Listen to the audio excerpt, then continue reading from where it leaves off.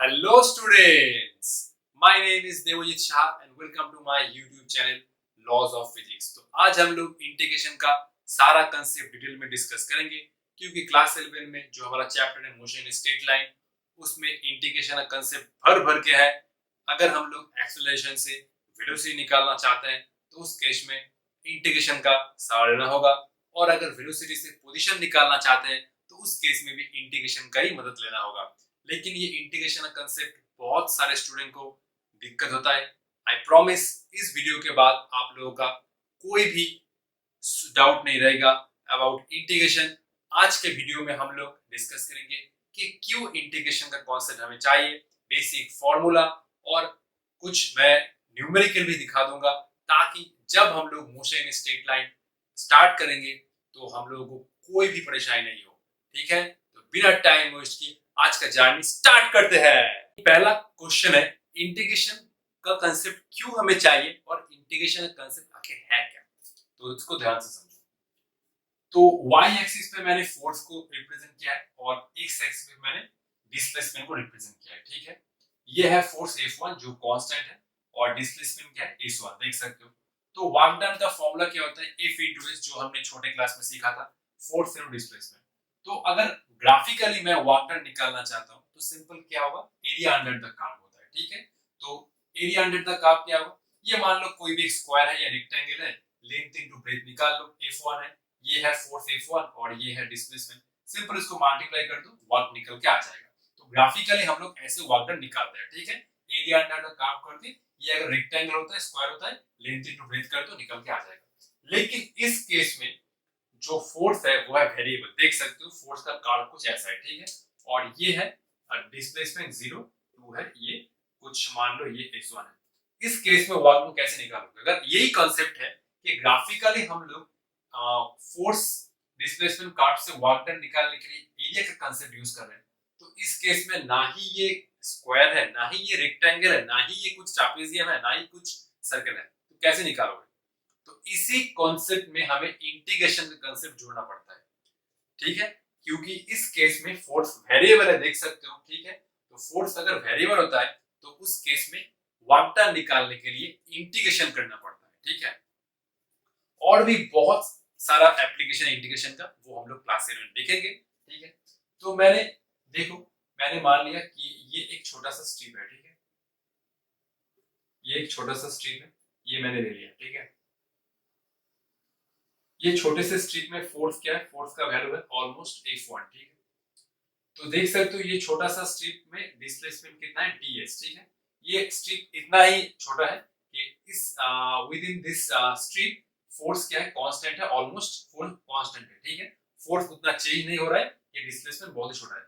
तो ये मैं स्ट्रिप का एरिया लेता हूं। ठीक है, ये मैं स्ट्रिप का एरिया लेता हूं। ठीक है, तो ये एरिया ऑफ द स्ट्रिप क्या हो जाएगा, एरिया ऑफ द स्ट्रिप, ये बन जाएगा एक छोटा सा वर्क डन dw, ये होगा F1.ds। अगर पूरा कारक का एरिया होता था वर्क डन, तो छोटा सा एरिया लिया, तो छोटा सा एरिया क्या रिप्रेजेंट करेगा, छोटा सा वर्क डन। तो छोटा सा वर्क डन मतलब ये फोर्स और ये छोटा सा डिस्प्लेसमेंट। इसी केस में अगर हम लोग टोटल वर्क डन निकालना चाहते हैं तो वो होगा एरिया अंडर द कर्व। कैसे निकालोगे, इसी केस में हमें इंटीग्रेशन करना पड़ता है, dw। ठीक है, तो ये हुआ dw का वैल्यू F1 into ds। ठीक है, और ये हुआ लोअर लिमिट 0, अपर लिमिट है S1। ठीक है, इसी को हम लोग आगे समझेंगे कि कैसे हम लोग ये इंटीग्रेशन का वैल्यू निकालते हैं। कुछ फॉर्मूला है, डिफिनिट इंटीग्रल है, इनडिफिनिट इंटीग्रल है, चिंता करने का जरूरत नहीं है, मैं हूं आगे सब कुछ समझा दूंगा। तो मैंने यही बताया कि जब फोर्स कांस्टेंट है तो इजीली हम लोग वर्क डन निकाल रहे हैं, नॉर्मल हम लोग जो फिगर है रेक्टेंगल या स्क्वायर है। लेकिन इस केस में जो फोर्स है वो वेरिएबल है, तो इस केस में हम लोग डायरेक्टली वर्क डन नहीं निकाल सकते। इस केस में हम लोग को इंटीग्रेशन का मदद लेना ही होगा। अगर हम लोग इंटीग्रेशन का ये फॉर्मूला यूज करते हैं तो उस केस में हम लोग वर्क डन निकाल पाएंगे। अगर इसको मैं, ये है इंटीग्रेशन साइन, अगर इसको मैं इंटीग्रेट करता हूं फ्रॉम डिस्प्लेसमेंट 0 टू S1, तो ये बन जाएगा पूरा वर्क डन और ये होगा एरिया अंडर द कर्व। ठीक है, तो आगे हमें समझना होगा कि कैसे ये फॉर्मूला काम कर रहा है, इंटीग्रेशन, इंडेफिनिट, डेफिनिट। ठीक है, इसको एक बार छाप लो। तो पहले हम लोग इंडेफिनिट इंटीग्रल डिस्कस करेंगे और उसके बाद डेफिनिट इंटीग्रल डिस्कस करेंगे, ठीक है। तो इंडेफिनिट इंटीग्रल का जो मेन फॉर्मूला आता है, ठीक है, तो ये होता है, ये कुछ ऐसा साइन होता है, ठीक है, और ये जो फॉर्मूला है x to the power n dx, तो ये बन जाता है x to the power of n plus 1 divide by n plus 1। अगर ये इंडेफिनिट इंटीग्रल है तो इसके साथ एक कांस्टेंट आएगा जो बोल रहा है, एक कांस्टेंट है, इसको हम लोग इंटीग्रेशन कांस्टेंट कहते हैं, ठीक है।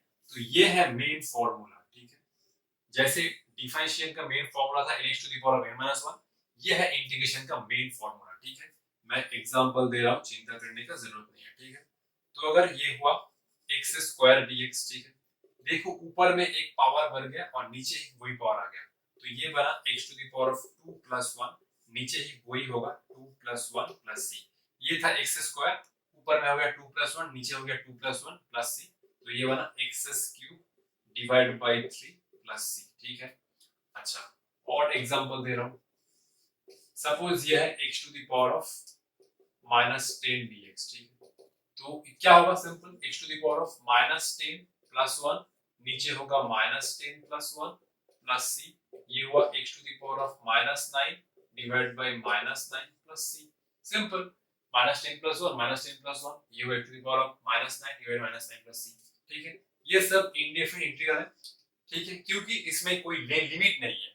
अगर लिमिट आ जाता है तो वो बन जाता है डेफिनिट इंटीग्रल, जो हम लोग तो अभी थोड़ी देर में डिस्कस करेंगे, ठीक है। तो अगर है ये dx का क्या होगा, सिंपल x, देखो ये कैसे x आता है, dx को मैं ऐसे रिप्रेजेंट कर सकता हूँ, x to the power 0, x to the power 0 means 1, ठीक है। तो इसको मैं ऐसे लिख सकता हूँ, x to the power 0 plus 1, नीचे हुआ 0 प्लस 1 प्लस c, c क्या है, इंटीग्रेशन कांस्टेंट है, तो ये हुआ x, नीचे तो 1 है, ठीक है, ये हुआ, ठीक है। तो अब हम लोग कुछ स्टैंडर्ड इंटीग्रेशन फॉर्मूला डिस्कस करेंगे जो आप लोग को याद रखना होगा। जैसे था डिफरेंशियल फॉर्मूला कुछ स्टैंडर्ड, वैसे ही कुछ इंटीग्रेशन का फॉर्मूला भी है स्टैंडर्ड, जो हमें याद रखना होता है, ठीक है। पहले इसको छाप लो। तो ये है कुछ इंटीग्रेशन का स्टैंडर्ड फॉर्मूला जो आप लोगों को याद रखना ही है, ताकि हम लोग आसानी से न्यूमेरिकल को जल्दी सॉल्व कर पाए, ठीक है। जैसे ही होता है डिफरेंशियल फॉर्मूला, वैसे ही इंटीग्रेशन फॉर्मूला होता है स्टैंडर्ड। साइन एक्स का क्या था डिफरेंशियल फॉर्मूला, cos x, ठीक है, और cos से क्या था माइनस साइन, लेकिन इस केस में उल्टा है, और ये दोनों बहुत कंफ्यूजन होता है, लेकिन इसको ध्यान से याद रखना, ठीक है। साइन x का क्या होता है इस केस में, माइनस cos x, और cos x का साइन x, ठीक है, उल्टा होता है। डिफरेंशियल में साइन x बन जाता है प्लस cos x और cos x बन जाता है माइनस साइन x, लेकिन इस केस में उल्टा है, साइन x का माइनस cos x का प्लस साइन x, ठीक है। sec tan x का sec x, sec square x का tan x, ठीक है। अगर एक बार तुमने डिफरेंशियल फॉर्मूला याद कर लिया तो इंटीग्रेशन फॉर्मूला ऑटोमेटिकली याद हो जाएगा, क्योंकि sec x का डिफरेंशिएट होता है sec tan x, इसका उल्टा ही tan x का डिफरेंशिएट होता है sec स्क्वायर x, इसका उल्टा ही, ठीक है। cosec x का कितना था, minus cosec x cot x, तो इस केस में हम लोग अगर cosec x cot x को इंटीग्रेट करते हैं तो ये बन जाएगा minus cosec x। cot x का क्या था, माइनस cosec स्क्वायर x, याद है डिफरेंशियल फॉर्मूला, cot x का माइनस cosec स्क्वायर x, तो इस केस में cosec square x minus cot x बन जाएगा। e to the power x का तो differential e to the power x ही था, इस केस में e to the power x ही है। e to the power mx इस केस में बनता है e to the power mx by m, और e to the power x dx का e to the power x l plus c, ठीक है। इंडेफिनिट इंटीग्रल में एक इंटीग्रेशन कांस्टेंट आता है, देख सकते हो, ठीक है, और ये एक साइन है और ये dx बनता है, ठीक है। डेफिनिट इंटीग्रल अब हम लोग डिस्कस करेंगे, ठीक है, इसको पहले लिख लो। अब हम लोग डेफिनिट इंटीग्रल का यूज सीखेंगे, मतलब कैसे हम लोग इसको सॉल्व कर पाते हैं। डेफिनिट इंटीग्रल को सॉल्व करने के लिए इंडेफिनिट इंटीग्रल का मदद लेना पड़ता है, ठीक है। जस्ट वही फॉर्मूला है और कुछ भी नहीं है, लेकिन इस केस में क्या होता है, ठीक है, ये हुआ सपोज x स्क्वायर dx, ये तो था इंडेफिनिट, लेकिन इस केस में मान लो ये एक लिमिट आ जाता है, ठीक है। ये हम लोग इंटीग्रेट कर रहे हैं विद इन 2 से 3 के बीच में, ठीक है। तो प्रोसीड्यूर ध्यान से देखो, ठीक है। ये हुआ x स्क्वायर का इंटीग्रेशन फॉर्मूला क्या था, x x to the power 2 plus 1, नीचे 2 प्लस 1, ठीक है। लोअर लिमिट क्या है 2, अपर लिमिट क्या है 3, तो ये बना। इस केस में जब ये लिमिट होता है तो इस केस में ये इंटीग्रेट करके जो क्वांटिटी आता है उसको हमें थर्ड ब्रैकेट के अंदर लिखना पड़ता है, जब तक हमने ये लिमिट पुट ना किया हो, ठीक है। अब तक हमने लिमिट पुट नहीं किया है तो इंटीग्रेशन करके ये इसको हमें थर्ड ब्रैकेट लिखना पड़ता है, ठीक है। ये डेफिनेट इंटीग्रल का एक रूल है, ठीक है। तो ये बन गया, ये हुआ x³ बाई 3, ये हुआ 2 और ये हुआ 3। अब मैं 3 को तो बाहर ले ही सकता हूँ क्योंकि ये कांस्टेंट है। ये हुआ 1/3, ये हुआ x³, नीचे आया 2, ऊपर में आया 3। अब देखो ध्यान से, ठीक है, अभी ध्यान रखना हो, ठीक है। अब 5 ब्रैकेट दे सकते हो, कोई ब्रैकेट दे सकते हो, ठीक है। अब x की जगह 3 लिखो, ऊपर में क्या था क्यूब, माइनस x की जगह 2 लिखो और पावर क्या था क्यूब, ठीक है। हो गया सॉल्व, यही है। ये कितना बना, ये 27 माइनस 8, ये बना 19/8, 27 माइनस 8 19/8। तो यही है डेफिनेट इंटीग्रल और कुछ भी नहीं है, जस्ट एक लिमिट होगा, ठीक है। मैं और भी एग्जांपल दे रहा हूँ, ठीक है। मान लो ये है कुछ x⁵ 5 dx, ठीक है। अब ये लिमिट हो रहा है 1 से 2 के बीच में, तो x⁵ क्या आएगा, ऊपर में 6 हो जाएगा, नीचे 6 होगा। Lower limit is 1, upper limit is 2। 1/6 को मैं बाहर लिखूंगा, ठीक है। ये बना x⁵, तो ये बना 1 1 2, ठीक है। Lower limit 1, upper limit 2। अब मैं इसको लिमिट पुट करूंगा, ठीक है। तो x की जगह मैं पहले 2 लिखूंगा, पावर क्या है 6, माइनस x की जगह मैं अब 1 लिखूंगा, पावर क्या था 6। सिंपल, मैं क्या कर रहा हूं, जस्ट इस x तो वेरिएबल है, x का लोअर लिमिट है 1, अपर लिमिट 2 है, तो मैं पहले x की जगह 2 लिख रहा हूं, जो पावर था उसको लिख दो, माइनस होगा इसमें, लास्ट में देखो माइनस, फिर x की जगह 1 लिखो और पावर क्या था 6, ठीक है। तो ये बन गया कितना, 2 to the power 6, 2 to the power 6 कितना होता है, 2 टू द पावर 4 कितना होता है, ये होता है 16 और 2 और 2, तो ये हो जाएगा 64। तो 64 माइनस 1 डिवाइड बाई 6, तो ये कितना होगा, ये होगा कुछ 63, मैं क्या बोल रहा हूँ, 59 बोल रहा था, ठीक है। 64 माइनस 1 63। और एक एग्जांपल दे रहा हूँ, ठीक है। ये मान लो कि ये x⁵ कुछ है, कुछ मैं क्या लूं, इस केस में मैं क्यूब ले रहा हूँ, ठीक है। x³ dx, इस केस में मैं 2 से 3 के बीच में इंटीग्रेट कर रहा हूँ, ठीक है। तो ये बना x⁴/4, ये तो हमारा फॉर्मूला था, ठीक है।